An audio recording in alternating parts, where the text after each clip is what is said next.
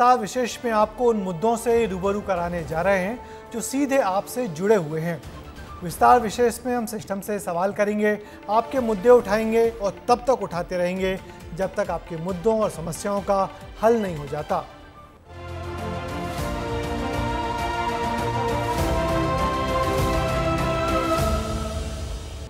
बैतूल में एक वृद्धाश्रम शासन और प्रशासन की बेरुखी के चलते मुफ्तलिशी के दौर से गुजर रहा है। बीते 4 साल से सरकार ने उसका अनुदान बंद कर दिया। बेसहारा बुजुर्गों की सेवा के लिए संचालक किसी तरह कर्ज लेकर अपनी जिम्मेदारी निभा रहे हैं। उनकी घर और गाड़ी भी बिक गई, लेकिन अधिकारियों का कलेजा नहीं पसीज रहा। देखिए बेघर बुजुर्गों के एक बार फिर से बेसहारा होने की ये दुखद खबर। अपनों से मिला दर्द, आश्रम में मिला सहारा, अब सरकार ने क्यों छोड़ा उन्हें बेसहारा।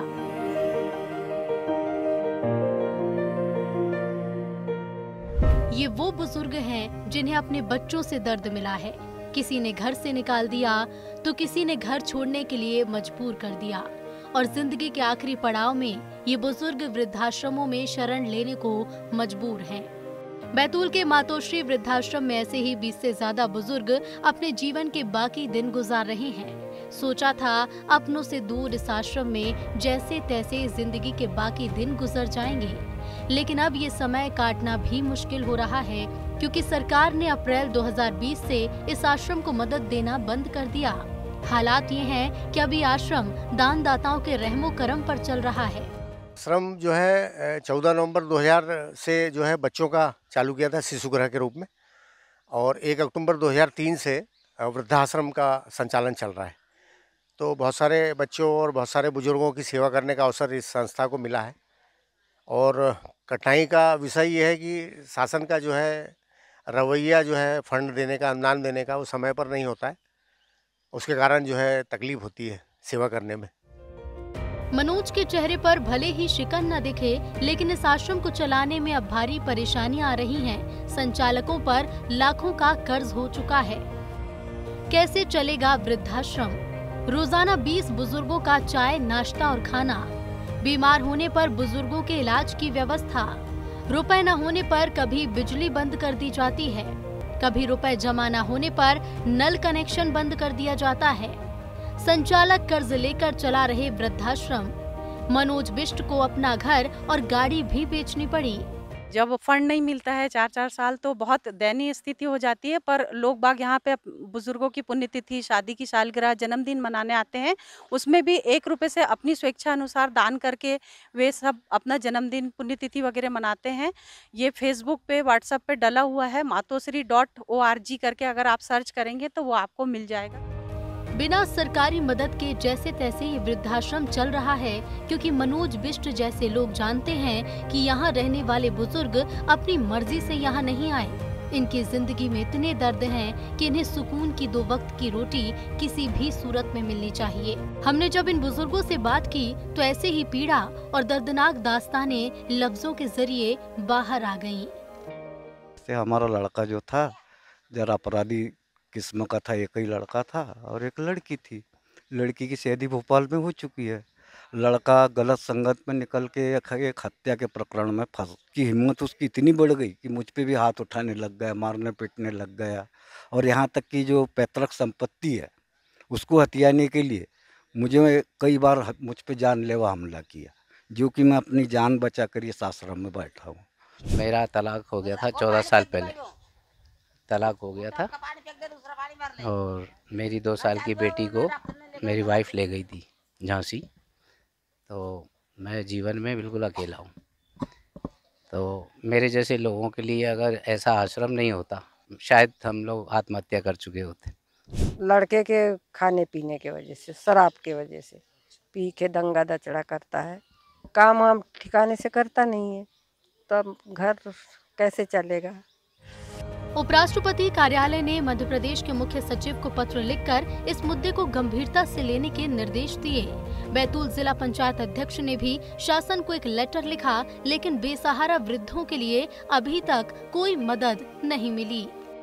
आज मेरे संज्ञान में बात लाई है तो इसकी मैं चर्चा करता हूं और जल्दी से जल्दी उस मनोज भाई का जो मातृ आश्रम है उसके बारे में हल करवाने की भरपूर प्रयास करूँगा।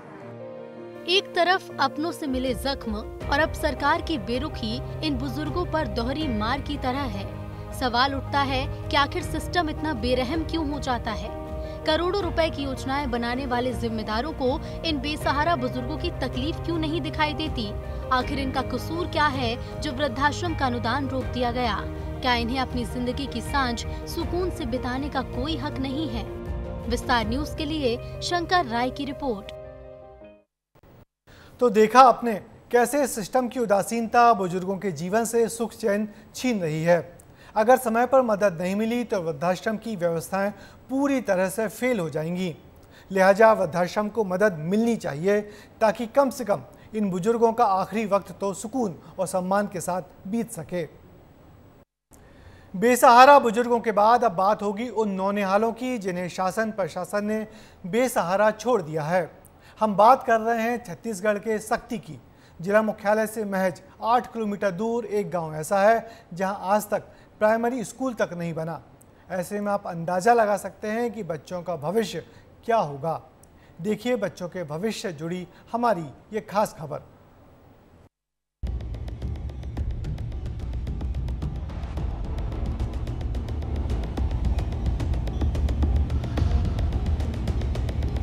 छत्तीसगढ़ में 26 जून को स्कूल खुल गए।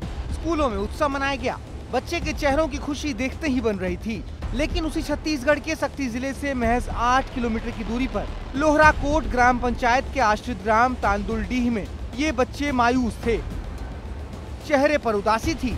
माता पिता के चेहरे पर भी चिंता थी, क्योंकि इनकी किस्मत में शायद पढ़ाई लिखी ही नहीं है।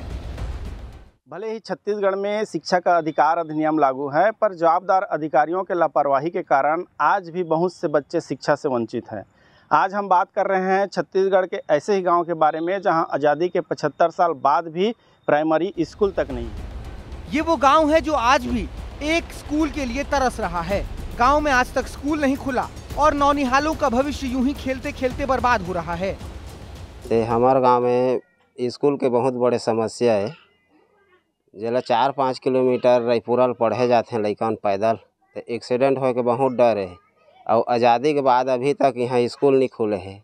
और बार बार हमन आवेदन भी दे हन, जैसे अगले माह मैं सरपंच प्रतिनिधि हूँ और जिला सदस्य है एला दे रहे हैं, विधायक ला दे हन आवेदन, लेकिन अभी तक कोई कार्रवाई नहीं हो पाए।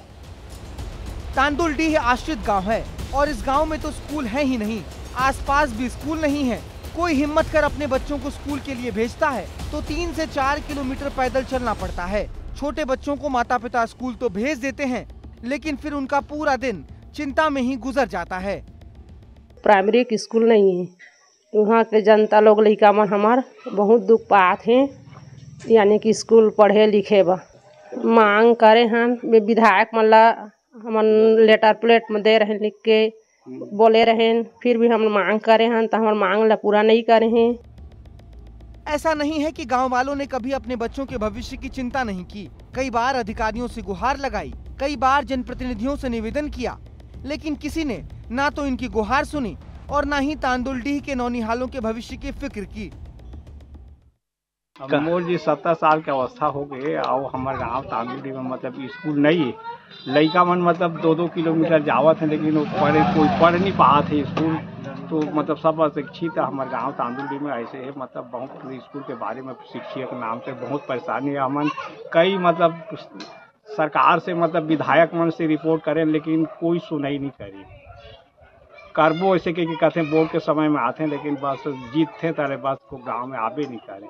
ग्राम पंचायत लोहराकोट आश्रित गाँव तांदुलडीह में प्राथमिक शाला स्कूल नहीं है। छोटे छोटे बच्चा है, बहुत तकलीफ हो रहा है पढ़ने लिखने में। कहीं खेलने में भूला जाता है, कहीं भूला जाते हैं। और 4 किलोमीटर रेंगा जाना पड़ते मन ला रायपुरा। और आवेदन देहन सक्ती में दे रहन और कलेक्ट्रेट में देहन, कलेक्टर महोदय दिल देहन, मंत्री भूपेश बघेल ला भी 2-3 बार देहन, शिक्षा मंत्री तक ला भी देहन, विधायक ला भी देहन। का बोलते मन का है वो विधायक बोलते जब हो जाही खोलवाबो बोलते। जब हमने बच्चों से जुड़े महत्वपूर्ण विषय को अधिकारियों के सामने रखा तो जवाब हैरान करने वाला था। 2 बार प्रस्ताव भेजा जा चुका है, लेकिन अब तक स्कूल खुला ही नहीं। अधिकारी भी मानते हैं कि कहीं न कहीं चूक हो रही है, क्योंकि 1 किलोमीटर के अंदर स्कूल होना जरूरी है। और देखिए, संज्ञान में तो है कार्यालय का, और वहाँ प्राथमिक शाला खोलने का प्रस्ताव हम संचालक महोदय को 2 बार जा चुका है, 1 बार पूर्व में ही है, और विगत सत्र भी 17 अगस्त को प्रस्ताव प्रेषित किया गया है। जो चूक हुई है, शासन को पूर्व में भी प्रस्ताव भेजा गया है। अब पुनः हम स्मरण पत्र शासन को प्रेषित कर रहे हैं। आप इसे क्या कहेंगे? जब बात चांद पर जाने की होती है, जब बात डिजिटल युग की होती है, और वहीं बच्चे शिक्षा जैसे अति महत्वपूर्ण अधिकार से ही वंचित रह जाएं, तो फिर ऐसी स्थिति को क्या कहेंगे? वक्त कम नहीं है। 70 से 75 साल में गांव में महज एक स्कूल का ना होना ही पूरे सिस्टम पर सवाल खड़ा करता है, नीति और नीयत को कटघरे में खड़ा करता है। और शायद हर बच्चा पूछ रहा है कि आखिर हमारा कसूर क्या है? हमको पढ़ाई से दूर रखने के लिए आखिर जिम्मेदार कौन है? अधिकारी बदल गए, सरकारें बदल गई, पर नहीं बदली तो इस गांव तानुलडी की तकदीर। विस्तार न्यूज सरकार से गुहार लगाती है कि अब तो बच्चों की गुहार सुन लो सरकार। परदेसी खूंटे, विस्तार न्यूज, शक्ति। भिंड जिले में दिव्यांग कोटे से शिक्षकों की भर्ती के मामले में डॉक्टरों ने गजब का फर्जीवाड़ा किया। आंखों के डॉक्टर ने पैर, हड्डी के डॉक्टर ने कान और ईएनटी के डॉक्टर ने आंखों की दिव्यांगता के फर्जी मेडिकल सर्टिफिकेट बना दिए। इन्हीं फर्जी प्रमाण पत्रों के जरिए जिले के 157 लोगों ने शिक्षक की नौकरी भी हासिल कर ली। देखिए कैसे हुआ यह पूरा फर्जीवाड़ा हमारी इस खास रिपोर्ट में। भिंड में हैरान करने वाला घोटाला, मेडिकल सर्टिफिकेट फर्जीवाड़ा, फर्जी लोगों ने नौकरी पर डाका डाला। भिंड में डॉक्टरों ने ऐसा कारनामा किया है कि स्वास्थ्य विभाग से लेकर शिक्षा विभाग तक हैरान हैं, क्योंकि डॉक्टरों के कारनामे के चलते कई ऐसे फर्जी लोगों ने शिक्षक की नौकरी हासिल कर ली जो इसके लिए पात्र ही नहीं थे। यानी यहां फर्जी मेडिकल सर्टिफिकेट के जरिए नौकरी हासिल करने वाले फर्जी शिक्षकों का खुलासा हुआ है। फर्जी मेडिकल सर्टिफिकेट, जांच में शिक्षकों के सर्टिफिकेट फर्जी मिले। फर्जी सर्टिफिकेट से 157 लोग शिक्षक बन गए। 2022 में हुई थी दिव्यांग कोटे से शिक्षकों की भर्ती। जांच कमेटी ने शिक्षकों की बर्खास्तगी के लिए रिपोर्ट भेजी। 1.5 साल पहले ही पकड़ में आ गई थी गड़बड़ी। अफसरों ने 1.5 साल तक जांच दबा कर रखी। कई जिलों में सामने आ चुके हैं ऐसे मामले। मुरैना, ग्वालियर, छतरपुर और टीकमगढ़ जैसे कई जिलों में 205 शिक्षकों को किया जा चुका है बर्खास्त। फर्जीवाड़ा सिर्फ यहीं तक सीमित नहीं है। जब जांच हुई तो खुलासा यह भी हुआ कि सर्टिफिकेट तो फर्जी हैं, शिक्षक भी फर्जी हैं और इन्हें बनाने का तरीका भी फर्जी ही था। कैसे बने फर्जी सर्टिफिकेट? सिंगल डॉक्टर ने जारी की दिव्यांगता प्रमाण पत्र, जबकि सर्टिफिकेट मेडिकल बोर्ड ही जारी कर सकता है।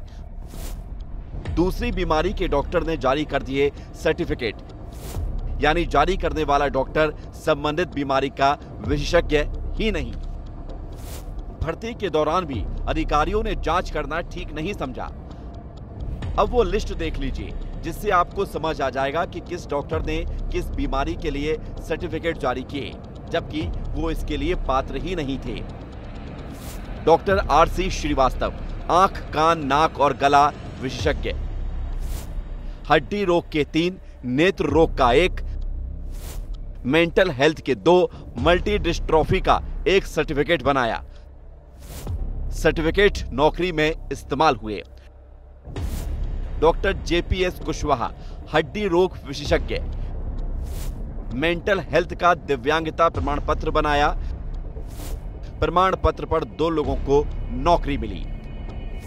डॉक्टर यूपीएस कुशवाहा, हड्डी रोग विशेषज्ञ, मल्टी डिस्ट्रॉफी, मेंटल हेल्थ दिव्यांगता का प्रमाण पत्र बनाया। सर्टिफिकेट से 2 लोग शिक्षक बने। ऐसे कई डॉक्टर्स की लिस्ट है जिन्होंने अपनी विशेषज्ञता के अलावा भी सर्टिफिकेट जारी कर दिए और वो नौकरी के लिए इस्तेमाल भी हो गए और नौकरी लग भी गई। मामले का खुलासा हुआ तो हड़कंप मचा। हालांकि स्वास्थ्य विभाग के अधिकारी अलग अलग तर्क देकर खुद को पाक साफ बता रहे हैं। पूरा बोर्ड बैठता है उसमें और संबंधित विषय का जो विशेषज्ञ होता है वो जारी करता है और उसके साथ अन्य सदस्य जो होते हैं उनके हस्ताक्षर होते हैं। तो हमारी जानकारी में तो हमें नहीं लगता कि ऐसा कोई डॉक्टर, कोई भी डॉक्टर गलत सर्टिफिकेट बनाएगा। इधर लोक शिक्षण संचालनालय ग्वालियर चंबल संभाग के मुताबिक अब सभी दिव्यांग शिक्षकों को दोबारा मेडिकल बोर्ड से दिव्यांगता का परीक्षण कराना होगा। ऐसा नहीं होता तो शिक्षकों को बर्खास्त किया जाएगा। प्रत्येक शिक्षक जो दिव्यांग के रूप में भर्ती हुआ है हमारे यहाँ, उसको हमने जिस जिले में वो काम कर रहा है उस जिले के जो मेडिकल बोर्ड है उसके सामने उसको जाना रहेगा और उसके सामने जा करके वो अपनी दिव्यांगता की जांच करा के प्रमाण पत्र प्रस्तुत करेगा। तो उसमें भी जो लोगों के प्रमाण पत्र जो आए हैं जिनके की दिव्यांगता 40% से कम जिला बोर्ड ने दी है, उनको भी हम सेवा से समाप्त करने की प्रक्रिया कर रहे हैं और वो लोग भी हम अब सेवा से हटा रहे हैं। अब उम्मीद की जा रही है कि दूध का दूध और पानी का पानी हो जाएगा, लेकिन सवाल उठता है कि क्या फर्जी सर्टिफिकेट जारी करने वाले डॉक्टरों पर कार्रवाई होगी? क्या फर्जी सर्टिफिकेट से भर्ती करने वाले जिम्मेदारों पर एक्शन होगा? क्या उन पात्र लोगों को न्याय मिलेगा जो इन फर्जी शिक्षकों की वजह से शिक्षक नहीं बन पाए? विस्तार न्यूज के लिए NK भटेले की रिपोर्ट। और अब बात छत्तीसगढ़ के बिलासपुर को जीवन देने वाली अरपा नदी की करेंगे। ये नदी आज अपने अस्तित्व की लड़ाई लड़ रही है। नदी दूषित हो रही है और इसे शुद्ध करने की कवायदें विभागों की खींचतान के चलते नाकाम हो रही हैं। अरपा नदी की दुर्दशा को लेकर देखिए ये खास रिपोर्ट। क्यों आया अरपा के अस्तित्व पर खतरा? कौन कर रहा कवायदों का कचरा?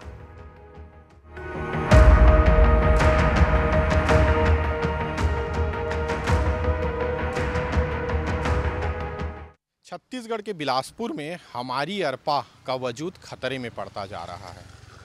ये खतरा इसलिए है कि तमाम बिलासपुर का पानी जो है इसी नदी में बहाया जा रहा है और इस मामले को लेकर बिलासपुर में एक बड़ा बखेड़ा खड़ा हो चुका है।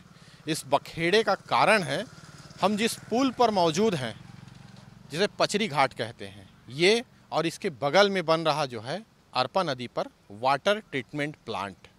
नगर निगम यहाँ नदी पर जो है नदियों के पानी को प्रदूषण से बचाने के लिए वाटर ट्रीटमेंट प्लांट बना रहा है और लोगों के राह को आसान करने के लिए जल संसाधन विभाग यहाँ पुल बना रहा है। बिलासपुर की जीवनदायिनी अरपा आज अपने अस्तित्व के लिए जूझ रही है। वहीं नगर निगम और जल संसाधन विभाग आपसी खींचतान में लगे हुए हैं। अरपा को शुद्ध करने के लिए नगर निगम वाटर ट्रीटमेंट प्लांट बना रहा था, लेकिन जल संसाधन विभाग को ये रास नहीं आया। विभाग के अधिकारियों ने इसे अरपा पर अतिक्रमण बताते हुए नगर निगम को ट्रीटमेंट प्लांट दूसरी जगह शिफ्ट करने की बात कह दी है।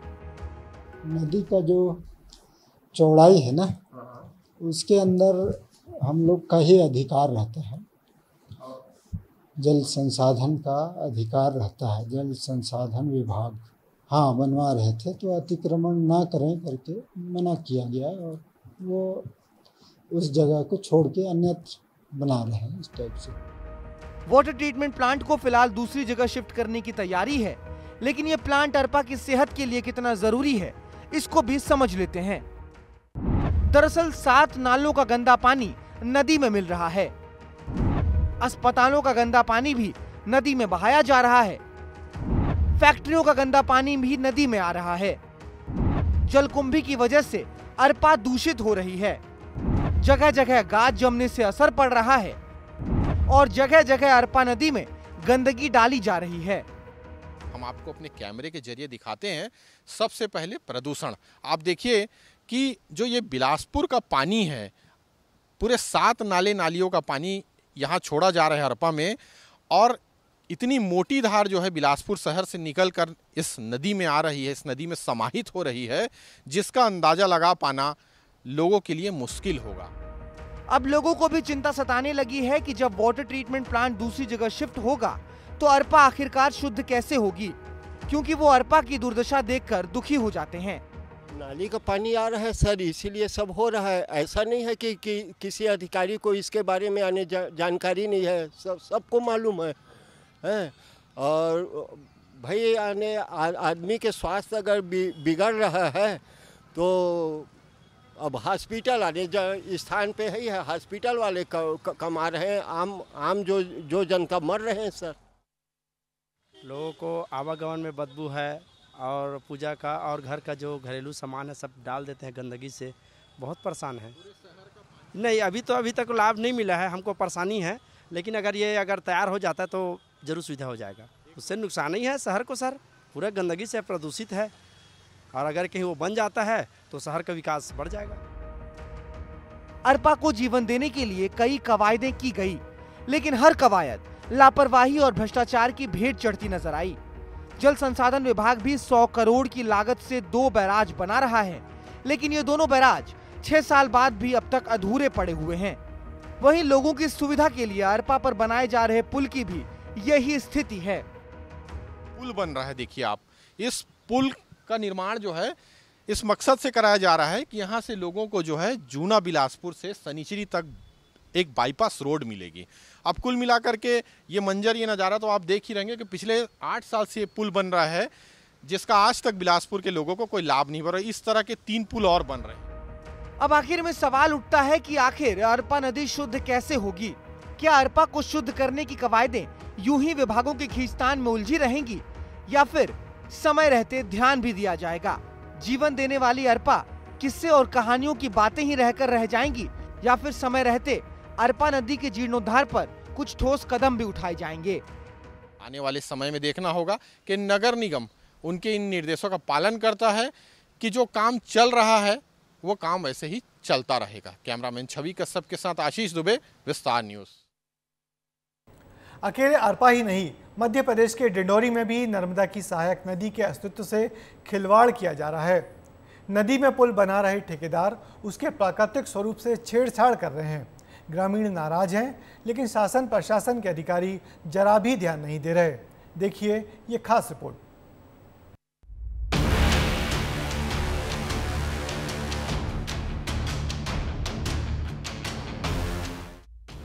ये तस्वीरें देख रहे हैं आप, ये नदी के अस्तित्व से खिलवाड़ की तस्वीरें हैं। ये तस्वीरें डिंडोरी में अधिकारियों और ठेकेदारों की मनमानी की हैं। नर्मदा की सहायक नदी खरमेर पर पुल बनाया जा रहा है और इसके लिए ठेकेदार नदी के प्राकृतिक स्वरूप से छेड़छाड़ करने से भी बाज नहीं आ रहा है। पुल के लिए नदी के अंदर हैवी ब्लास्टिंग की जा रही है, जिसका मलबा नदी के अंदर ही बिखरा पड़ा हुआ है। नदी के अंदर ही मलबे का ढेर लगा दिया, जो बारिश होने पर नदी में ही बह जाएगा और उसके स्वरूप को तहस नहस कर देगा। ये मलबा पड़ा है, ये मलबा एक बार में पूरी नदी में फैलेगा तो नदी किसी काम की नहीं रहेगी और ना ही किसी उपयोग में आएगी, ना ही हम अंदर घुस पाएंगे और ना ही इस काम नदी का यूज कर पाएंगे, जबकि पूरा गांव इस नदी का उपयोग करता है। इवन पीने के पानी तक की व्यवस्था इसी नदी से होती है। हाँ, नदी मैं से सुपरवाइजर को 2-3 बार अवगत कराया हूँ ऐसे मौखिक, तो उसने बोला कि सरपंच साहब इसको हम अलग कर लेंगे और नदी में नहीं भटने देंगे, नदी ने आने के पहले हम इसको अलग कर लेंगे बोले, और अभी तक अलग नहीं किए। अमरपुर में खरमेर नदी पर 3 करोड़ की लागत से ये पुल बनाया जा रहा है। ठेकेदार की मनमानी और खरमेर की दशा देखकर ग्रामीण भी नाराज हैं। ठेकेदार ने ग्रामीण की गुहार को अनसुना कर दिया। विस्तार न्यूज ने जब कर्मचारियों से बात की तो उन्होंने मलबा न हटाने की सफाई दी और जल्द ही मलबा हटाने का भरोसा भी दिया। मलबा अभी क्या है, अभी हटवाएंगे, अभी गड्ढे खोद रहे थे, उसी में ये डल जाएगा मलबा। जैसे ही फाउंडेशन से ऊपर आएंगे और नहीं कर पाएंगे तो उसको मतलब हटवा दिया जाएगा मलबे को। अभी क्या है, मानसून क्या है, अभी थोड़ा सा टाइम है, मतलब धूप वगैरह निकली है तो अभी हटाया नहीं है, 1-2 दिन में उसको हटवा दिया जाएगा। उम्मीद है ग्रामीणों की कोशिश और विस्तार न्यूज की पहल रंग लाएगी और जल्द ही खरमेर के सीने से मलबा हटा लिया जाएगा। लेकिन सवाल यहाँ शासन प्रशासन के अधिकारियों पर है, जिनकी देखरेख में यह पूरा काम चल रहा है।